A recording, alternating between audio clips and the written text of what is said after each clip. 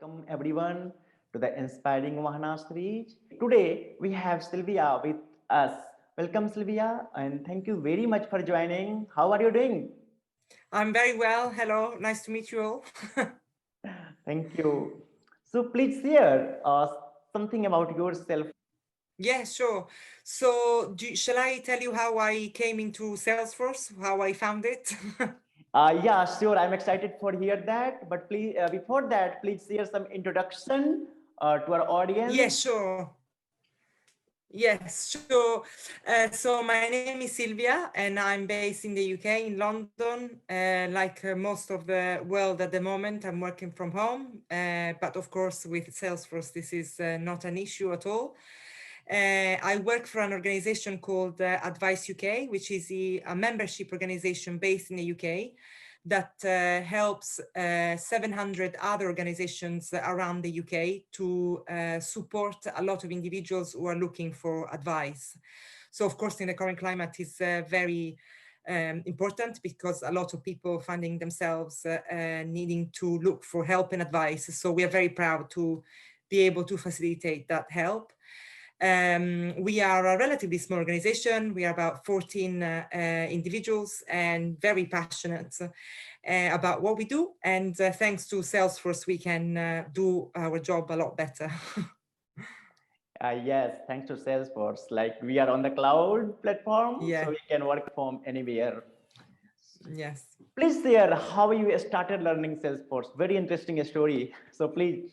So I was working in the creative industries, and I had a good career in the creative industries in the UK. I was working for a gallery, and after becoming a mom, I decided that I wanted to also learn something new, and I came across Salesforce. My husband was using it at his company, so he said, "Yeah, brilliant product. Have a look." So I started doing trailheads.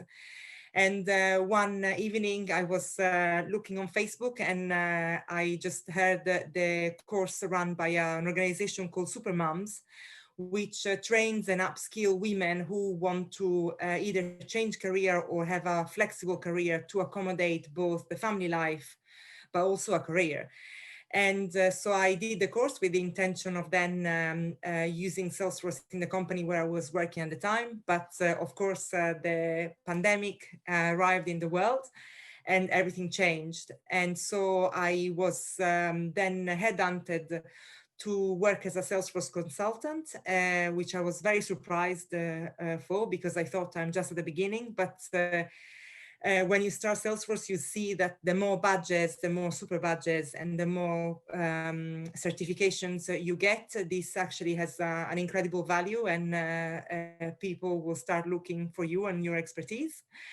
And then after doing that for a few months, I was then offered my job that I am in at the moment, which combines both my previous project management experience with the Salesforce experience. So I now look after all the systems in the organizations I work at. So I oversee Salesforce alongside our Salesforce administrator, but also look after all the integrations and how Salesforce may work with the other systems and integrate with other systems. So really, I would never thought that I would end up in this job. If a year ago you would have told me I would be doing this recording today, I would say no, no way, this will never happen. But here I am. Thank you. Thank you very much for sharing. And as you mentioned, super badge. So how many super badge you have currently? I don't have many. I've got two. I've got two super badges, and I am a trailhead ranger. I'm currently studying for my community cloud, or experience cloud, actually, exam, because have a community, and as an extension of our Salesforce, our org. So I think is the best way to learn really is, if you can, is to learn while you're also working on the product, because otherwise it will be difficult to put things in context. So obviously when I started studying for my Salesforce certification, It was more difficult because I didn't have much to put a lot of things in context because I was just learning Salesforce. But now I work in an org, and is everything makes a lot of more sense, and you can see how many things are possible. You also mentioned you are working on Salesforce and you are also utilizing your prior experience. Yes, because I think that Salesforce allows you to use your transferable skills. So I had run a project from the beginning to an end in my previous job in the creative industry. Yes, it had nothing to do with technology, but it means that was able to understand how to create, manage a budget, manage a team, work with other people, trying to give support while to your team members whilst also doing your job. So is really never underestimate the what you've learned before can hugely help you with what you're doing now. And also for all the moms out there, if you have got children, you know that negotiating skills are a top skill for mothers. And multitasking is also something that we as mothers have, and we just have to deal with it. So I think being a mom is sometimes underestimated as a huge skill to be able to transfer a lot of the knowledge that you have in the workplace. Well, so we always say it's never too late to learn something new. It's never too late to start something new. And you are a great example for that. And you are a great example for moms who are looking for, skill up, learning something new. Yes, yes. Awesome. So I hope that you'll be able to share the link of the video that I did with Salesforce and BBC, where is really a short story of how retraining and upskilling can open up so many opportunities in the tech industry. Yes, so I will also add that link along with this story. So if someone will hear our talk, they can visit that link as well. Yes, brilliant.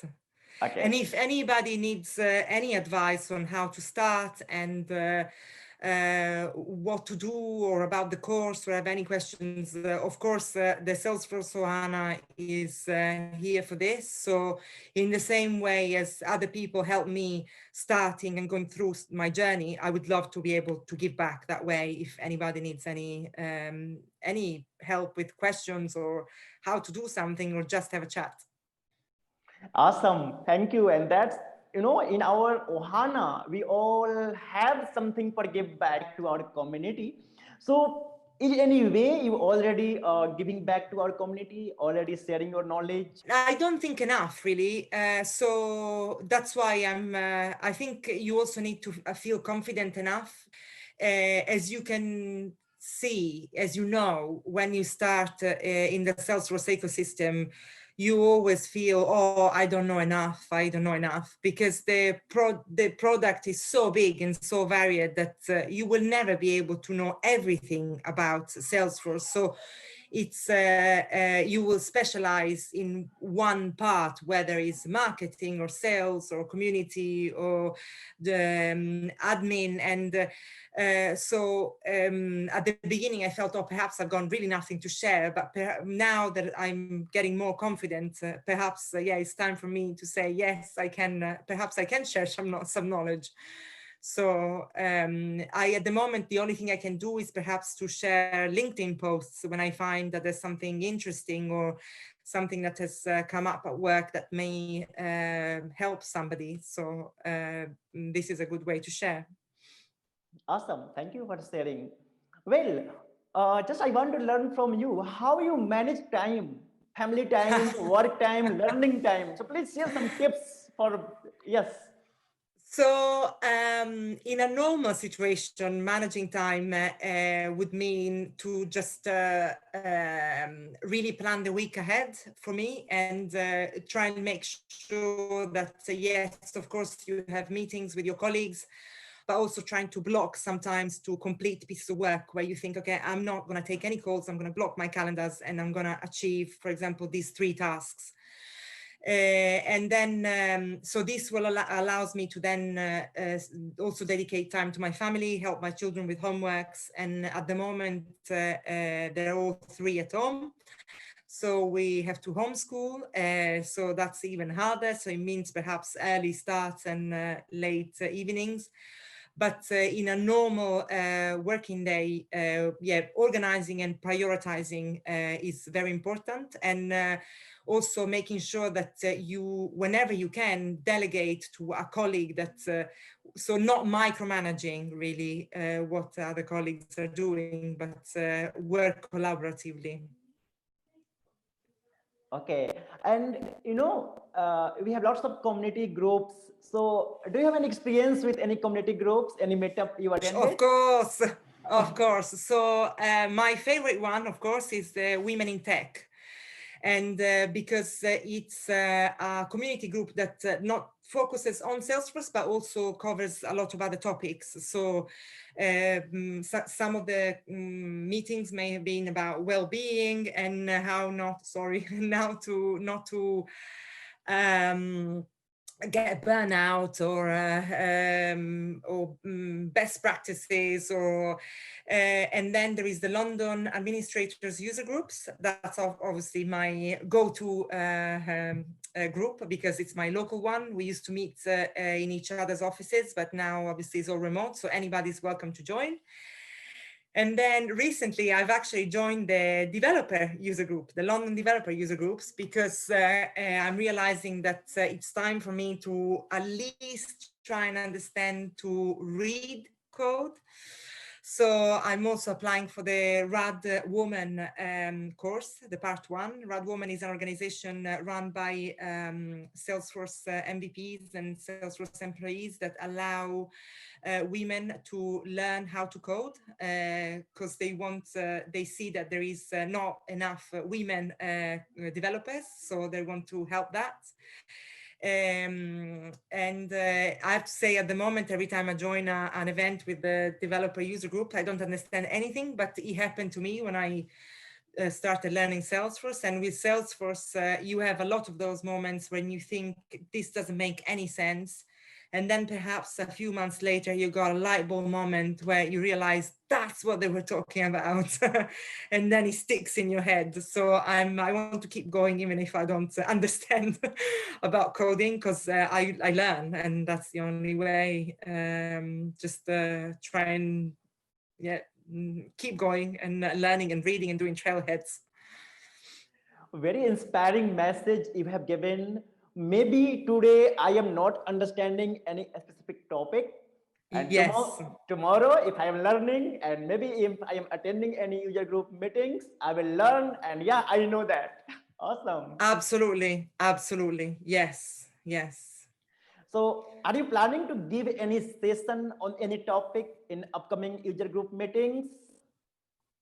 Not yet, because I feel still very new, still very uncomfortable in sharing knowledge.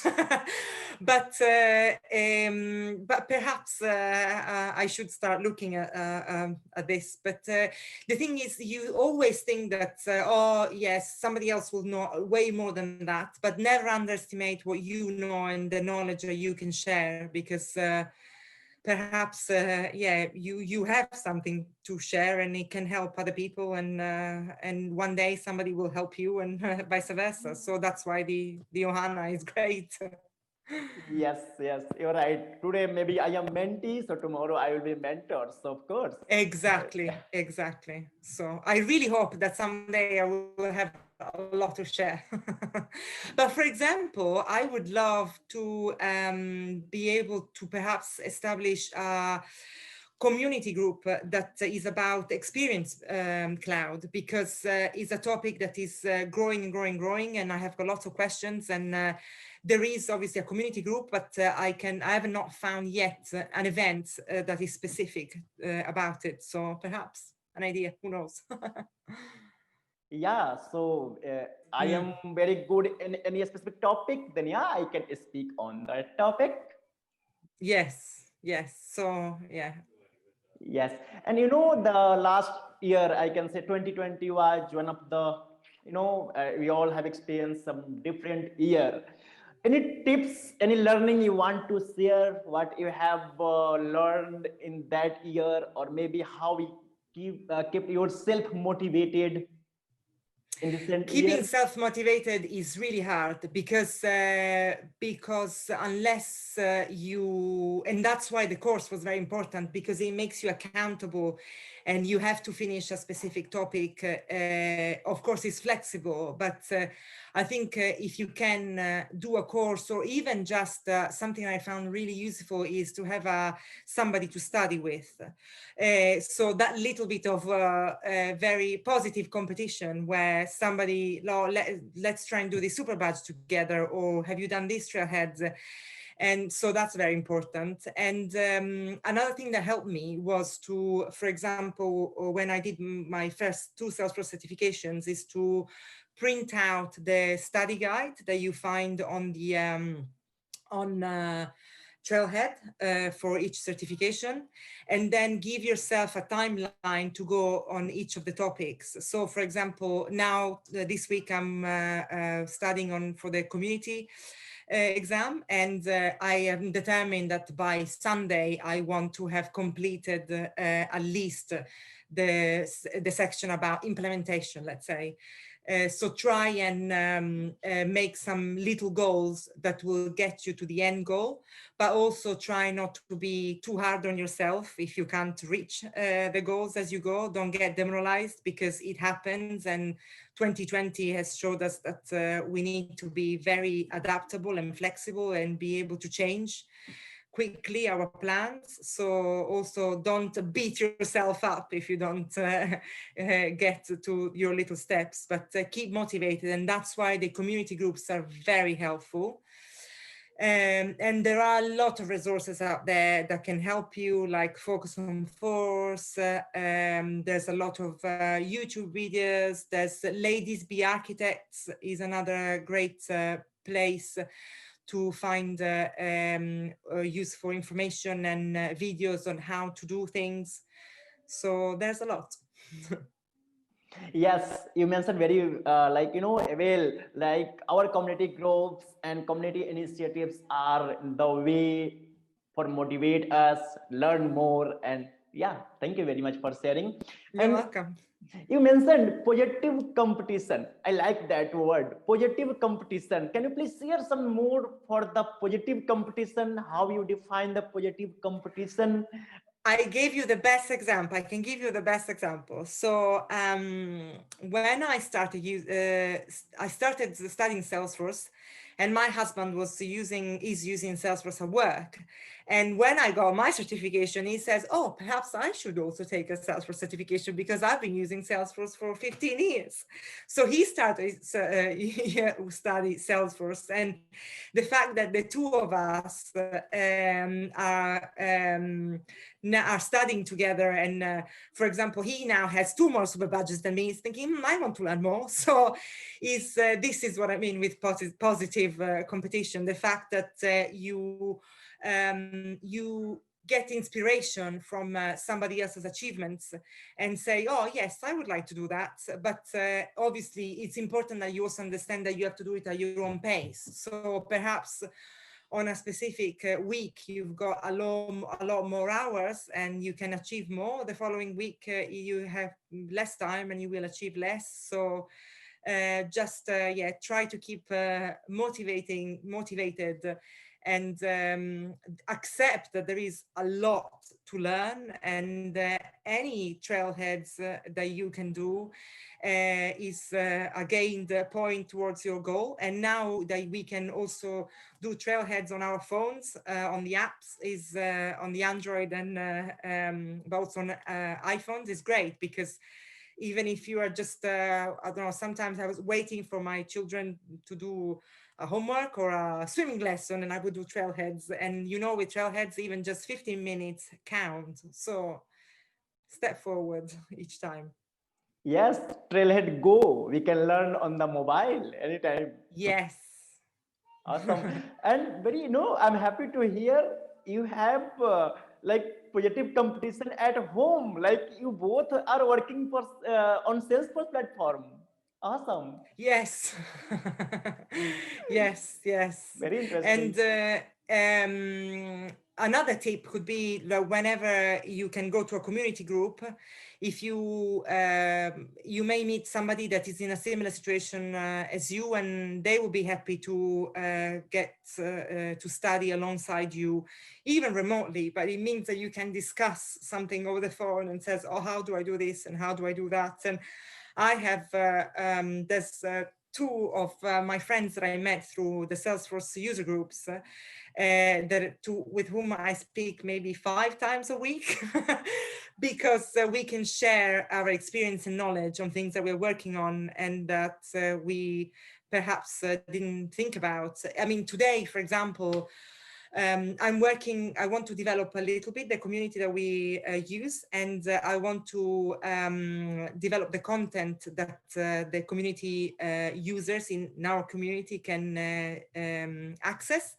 So I was thinking, should I use just a basic menu tile with and build community pages, or perhaps should I look at Salesforce CMS, or wouldn't Salesforce Knowledge be a good option? So the fact that you can discuss different options with other people in the Ohana, then you will then find a solution that fits your purpose. And because there are so many ways to get to that end goal, you need to find the one that fits your users, you as an admin, and your external internal users. So yeah, another thing that is really very important to me, yes, is make sure that you work very closely with your users, because at the end of the day, they are the ones that you want to keep engaged and you want to, and that have to use Salesforce on a daily basis. So you are helping really them to make the best use of the tool. But I think it's up to us as admins to be able to facilitate that use and make users comfortable. So, and each person will learn in a different way. So listen to your users. Yes, yes, totally agree. If our users are happy, means they are much productive. They are productive. Yo, success for business.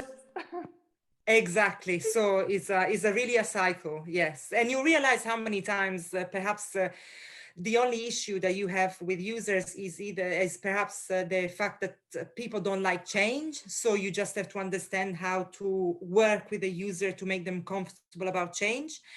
And a lot of the times I've seen that perhaps the users don't feel comfortable. They think that they should have more knowledge, and they don't. It's up to us to be able to teach them how to use the platform and how to make the most use of it. And then you see that this will pay. So because for example, we had an issue internally with some users that wanted to know when new members join the organization, but how do I do that? Be sent to you where this is just a piece of automation that can tell you can send a report as soon as the number of records is more than a certain amount. And they were like, wow, that's brilliant. So, or do you know that you can push an email from Salesforce, from Outlook into Salesforce, and you don't have to copy and paste an email, you just press a button and it's there. Wow. So yes, try and understand what your users need and feel them and empower them on how to use the platform. You know, I am very much excited to share this talk because we captured lots of inspiring Oh, message. good. And the program name, as you asked earlier, Inspiring Ohana. And yes, we are going to share inspiring message. I'm very happy. Good. Oh, good. If this can help anybody, then I'll be so happy. Yes. Well, so please let's summarize our talk and please share some success message, any message you want to share with our Ohana, anything, please feel free to add. So really what I would like you to take away from this talk is that it's never too late to upskill and retrain, never. And Salesforce is an amazing way to retrain and upskill, and it can be adapted to so many industries in so many ways. So you will find your passion within and your place within the ecosystem. And it can be intimidating, and we've all been through that. And I remember the days when I had to write on a piece of paper what an object is, what a field is, what a record is, because I just couldn't understand it. And then now I've got two Salesforce certifications, and I've got a role in the ecosystem. I'm sharing my story. So yes, don't. We've all been through the ups and downs of learning through Salesforce. So, and don't ever feel that you can't reach out for help, because everybody who's a bit further to you has gone through the same, and somebody else is further than me, and I'm going to them for advice and support. Awesome. Yeah. Thank you very much. Okay. Bye bye. Take care. Thank you very much for sharing your story with us. You're welcome. Bye, everybody.